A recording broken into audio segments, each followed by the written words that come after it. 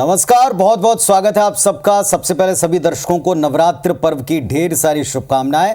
दोपहर के 3 बजे यानी वक्त है देश प्रदेश में तमाम खबरों के अपडेट्स का। छत्तीसगढ़ की खबरें बताऊंगा मैं, पुनीत पाठक। नमस्कार, मैं हूं साथ रचना नितेश और मैं आपको बताऊंगी कि देश में आज कौन सी बड़ी खबरें हैं। बहुत बहुत स्वागत है आप सभी का। मैं हूं आपके साथ अविनाश कर। मध्य प्रदेश में कौन सी खबरें बनी है सुर्खियां बताऊंगा मैं आपको। तो चलिए बुलेटिन की शुरुआत करते हैं इस वक्त की बड़ी खबर के साथ, जो कि हरियाणा से सामने आ रही। हरियाणा में चुनाव प्रचार का आज आखिरी दिन है। आपको बता दें कि प्रचार के आखिरी दिन राहुल गांधी नूंह पहुंचे। यहां राहुल गांधी ने कांग्रेस उम्मीदवारों के समर्थन में एक रैली को संबोधित किया। उन्होंने प्रधानमंत्री नरेंद्र मोदी पर इस दौरान जमकर निशाना साधते हुए कहा कि कांग्रेस नफरत को मोहब्बत से काटती है। हरियाणा में बेरोजगारी की जिम्मेदार मोदी हैं।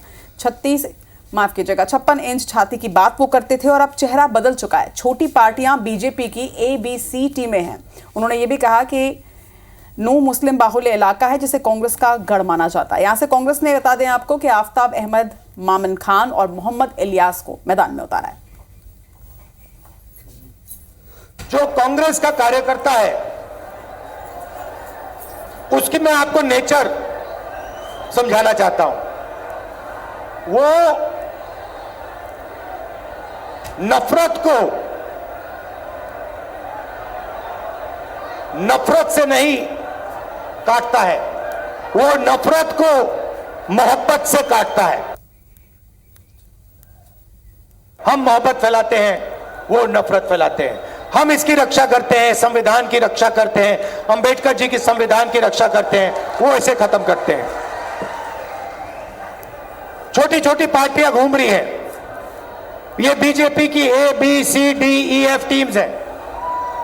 इनको आप समर्थन मत दीजिए, कांग्रेस पार्टी को अपना वोट दीजिए और यहां बीजेपी की सरकार को हटाने का काम कीजिए।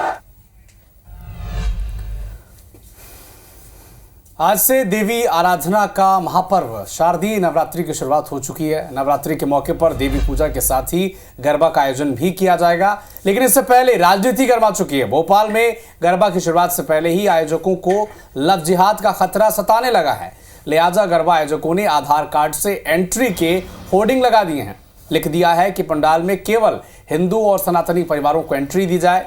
इधर संस्कृति बचाओ मंच ने अपील की है कि गरबा पंडाल के सामने वराह अवतार की तस्वीर लगा दी जाए और वराह अवतार की फोटो लगाकर पूजन करवाया जाए।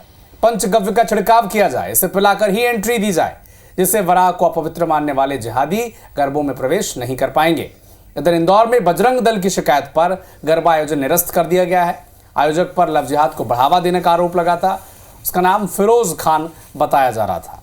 इसके अलावा विश्व हिंदू परिषद और बजरंग दल का नवरात्रि को लेकर भी बयान सामने आया। कहा कि पूरे 9 दिन वो एक्टिव रहेंगे और इस दौरान रोको टोको ठोको अभियान चलाया जाएगा।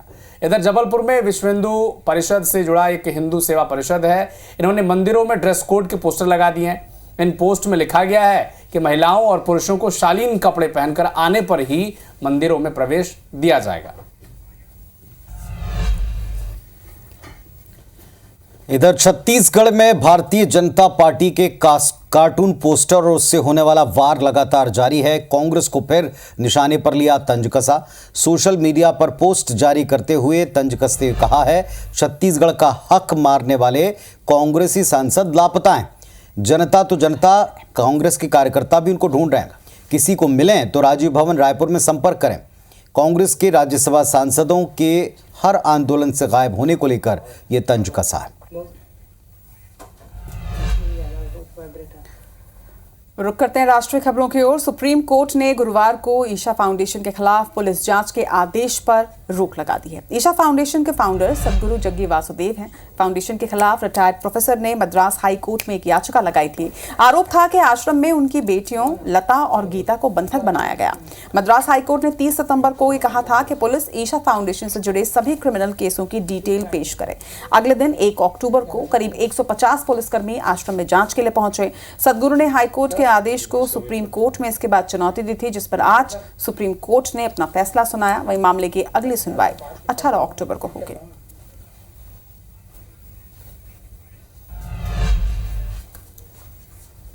मध्य प्रदेश में बढ़ रही दुष्कर्म की घटनाओं के खिलाफ कांग्रेस का चलाया जा रहा बेटी बचाओ अभियान पहले दिन ही विवादों में आ चुका है। इस कैंपेन में कांग्रेस नेताओं ने वीडियो शेयर कर बेटियों महिलाओं के साथ हो रही घटनाओं को लेकर सरकार और कानून व्यवस्था पर सवाल उठाए।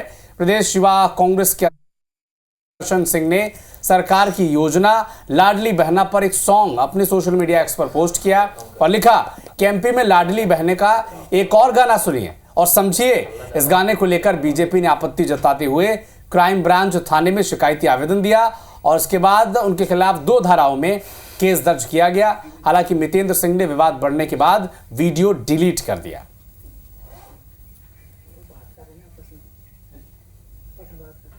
सिंह जी हैं, वो युवा कांग्रेस के प्रदेश अध्यक्ष हैं।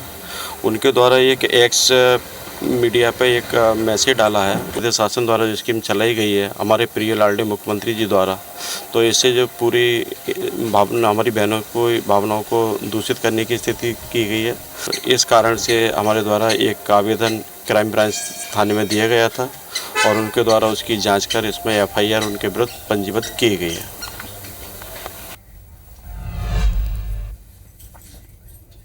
इधर जशपुर विधायक रायमुनि भगत की ईसाई समुदाय पर कथित टिप्पणी को लेकर समाज के लोगों ने प्रदर्शन किया। ईसाई समुदाय ने जगह जगह मानव श्रृंखला बनाकर विरोध जताया।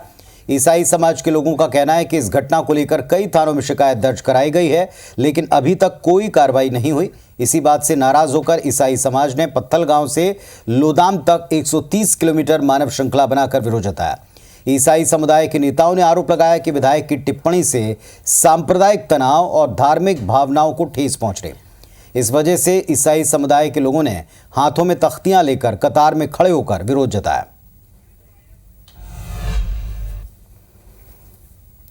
आंध्र प्रदेश के श्री वेंकटेश्वर स्वामी मंदिर के प्रसादम में जानवरों की चर्बी मामले को लेकर सुप्रीम कोर्ट में सुनवाई हो गई। 1 अक्टूबर को आंध्र प्रदेश पुलिस ने मामले की एसआईटी जांच रोक दी थी। राज्य के डीजीपी द्वारका तिरुमला राव ने कहा कि अभी सुप्रीम कोर्ट में इस मामले की सुनवाई जारी है। मामले की अगली सुनवाई आज होनी है और इसलिए तब तक एसआईटी जांच नहीं होगी। सुनवाई के बाद सुप्रीम कोर्ट के निर्देश के मुताबिक ये तय किया जाएगा कि एसआईटी जांच को आगे बढ़ाना है या फिर नहीं। वहीं डिप्टी सीएम पवन कल्याण प्रायश्चित दीक्षा भी आज उनकी खत्म हो जाएगी। इधर भोपाल में प्रदर्शन करने वाले अतिथि शिक्षकों पर एफआईआर दर्ज की गई है। अतिथि शिक्षक नियमितीकरण की मांग को लेकर लगातार प्रदर्शन कर रहे थे, जिसके बाद अतिथि शिक्षक संघ के प्रदेश अध्यक्ष केसी पवार समेत कई प्रदर्शनकारियों पर जो शिक्षक थे जो प्रदर्शन कर रहे थे उन पर एफआईआर दर्ज की गई है। एफआईआर टीटी नगर पुलिस ने दर्ज की है।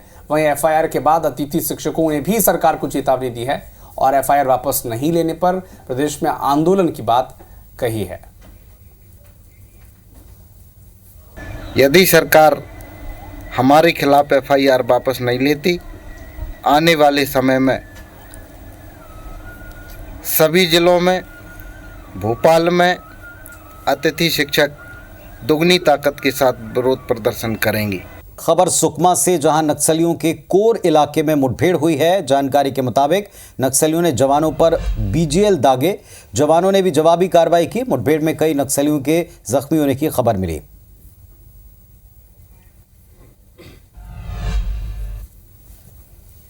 इधर इजराइल और ईरान लेबनान के बीच जारी युद्ध का असर अब भारतीय शेयर बाजार पर भी नजर आ रहा है। सेंसेक्स लगभग 1800 पॉइंट टूटकर 82,400 के आसपास पहुंच चुका है। वहीं निफ्टी की बात करें तो निफ्टी 50 में लगभग 550 अंकों की गिरावट दर्ज की गई है। इस बड़ी गिरावट से शेयर धारकों को लगभग 11 लाख करोड़ रुपए का नुकसान हुआ है। मिडिल ईस्ट में अगर हालात नहीं बदले तो ये गिरावट आगे भी जारी रह सकती है। जबलपुर में अब युवतियां भी चेन स्नैचिंग कर रही हैं। ऐसा ही एक मामला गीत विहार कॉलोनी से निकलकर सामने आया, जहां बाइक सवार नकाबपोश युवती ने बुजुर्ग को अपना शिकार बनाया है। पूरी वारदात सीसीटीवी कैमरे में कैद हो गई, जिसके आधार पर पुलिस आरोपी की तलाश में जुट गई है। रायपुर एम्स में चोरी करने वाले 3 आरोपी पुलिस के हत्थे चढ़ गए। दरअसल एम्स अस्पताल से रेडियो एक्टिव डस्टबिन चोरी को लेकर आमानाका थाने में रिपोर्ट दर्ज कराई गई थी, जिसके बाद से पुलिस चोरों की तलाश में जुटी थी। ये तीनों आरोपी आउटसोर्स कंपनी के सफाई कर्मी निकले, जिन्हें पुलिस ने गिरफ्तार कर लिया है। एम्स के अधिकारियों ने बताया कि नाभिकीय विभाग से चोरी हुआ रेडियो धर्मी लेड का जो डस्टबिन है वो आम डस्टबिन नहीं होता। इसमें कैंसर के इलाज से संबंधित अपशिष्ट पदार्थों के रेडिएशन को खत्म करने के लिए रखा जाता है। इसकी कीमत तकरीबन 5 लाख रुपए। आम जन के संपर्क में आने पर सेहत पर बड़ा बुरा प्रभाव भी डाल सकता है। पुलिस पूछताछ में तीनों आरोपियों ने चोरी करना स्वीकार किया। उन्हीं से रेडियो एक्टिव डस्टबिन बरामद भी हो गया। फिलहाल तीनों आरोपियों को गिरफ्तार कर जेल भेजा गया। बिहार के मुंगेर जिले में अपराधियों ने राष्ट्रीय जनता दल के प्रदेश महासचिव पंकज यादव को गोली मार दी है। पंकज यादव सफिया सराय थाना इलाके के हवाई अड्डा मैदान में मॉर्निंग वॉक पर निकले थे जब बदमाशों ने उन पर फायरिंग की। पंकज यादव को गंभीर हालत में निजी नर्सिंग होम में इस वक्त भर्ती कराया गया है। पुलिस अपराधियों की तलाश में जुटी है। एमपी के नए प्रशासनिक मुखिया अनुराग जैन ने गुरुवार को मंत्रालय में कार्यभार संभाल लिया है। जरान एसीएस डॉक्टर राजेश राजौरा समेत कई सीनियर अधिकारी, आईएएस अधिकारी और मुख्य सचिव कार्यालय का स्टाफ मौजूद रहा। अनुराग जैन ने नवरात्र के पहले दिन चार्ज लेने के बाद प्रशासनिक कामकाज शुरू कर दिया है। चार्ज लेने के बाद मंत्रालय में अपर मुख्य सचिव, प्रमुख सचिव, सचिव स्तर के अधिकारियों और अन्य विभाग अध्यक्षों से उन्होंने मुलाकात की है, जानकारी ली। इससे पहले बुधवार को सीएस अनुराग जैन ने सीएम डॉक्टर मोहन यादव के दिल्ली पहुंचने पर उनसे मुलाकात की थी। बता दें आपको कि 5 अक्टूबर को दमोह के संग्रामपुर में मोहन कैबिनेट की बैठक होगी, जिसे लेकर अनुराग जैन ने अधिकारियों से कैबिनेट बैठक की तैयारियों को लेकर चर्चा की है। भारतीय सेना की वीरता से हर कोई परिचित है, लेकिन छत्तीसगढ़ वासियों के लिए उनके पराक्रम का परिचय हासिल करने का एक खास अवसर है। राजधानी रायपुर में पहली बार सैन्य उपकरणों की प्रदर्शनी लग रही है। साइंस कॉलेज मैदान पर 5 से 6 अक्टूबर तक 2 दिनों में यह समारोह होगा, जिसमें शामिलों ने भीष्म टैंक समेत अन्य आर्टिलरी रायपुर पहुंच रहे हैं।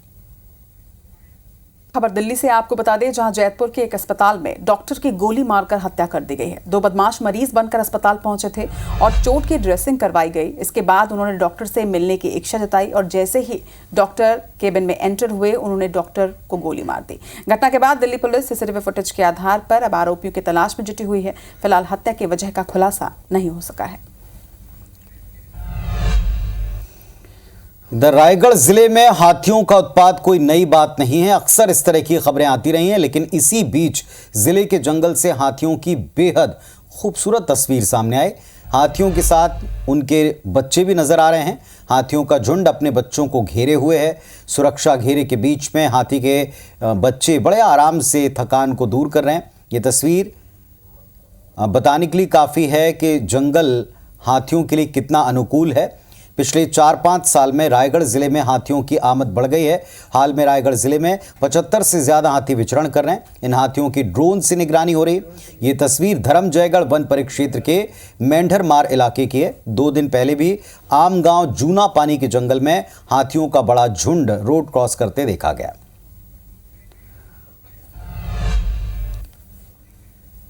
तो देश प्रदेश में फिलहाल इतना ही। खबरों अपडेट्स के लिए आप देखते रहें IBC 24। नमस्कार।